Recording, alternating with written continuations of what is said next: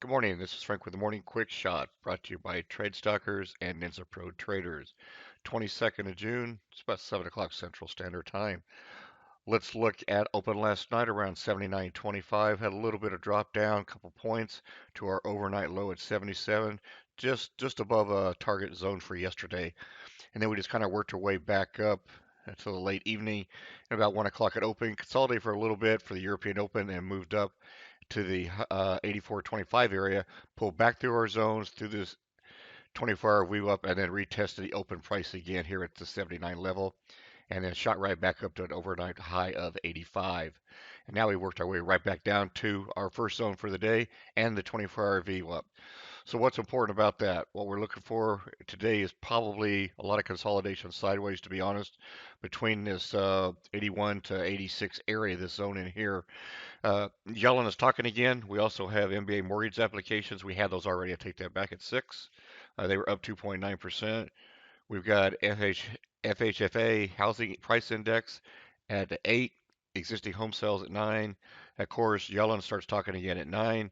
And oil inventories at 9:30. Now that's the key things to look at.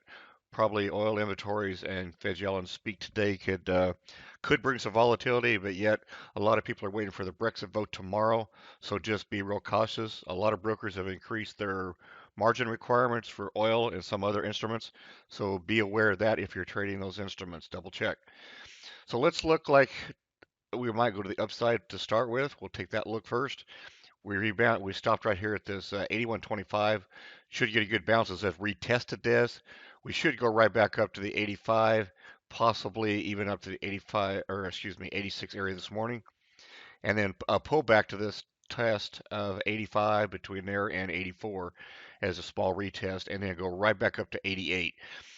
Test this 88 and pull back into the zone. Now it needs to hold this zone if we're going to go higher.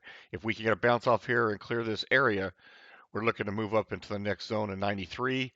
Again, look for some pullback if to about the 91 area, and possibly if, depending on this area, depending on the time of the day, with oil inventories and Yellen, this could be the time where we start getting a big pullback or reverse into the day. So be cautious this first hour. But if we can get to this target right here at 93 area, pull back down to the 92, maybe 91 area. If we can get a drive through this zone, very good chance to move up into this 95 area somewhere and pull back. We'll retest this, get a bounce off this, head to the 99, 2100 area. This is probably as high as we're going to go today. Look for reversals here for the market to start taking profits and pull back. Now, let's take a look at the downside scenario for today. Say this news comes out and nobody likes it. Yellen doesn't like what's being, or nobody likes what Yellen's being said, and we drop below this 24-hour view up. We're going to drop all the way down to this 79, possibly retest this low here at 78.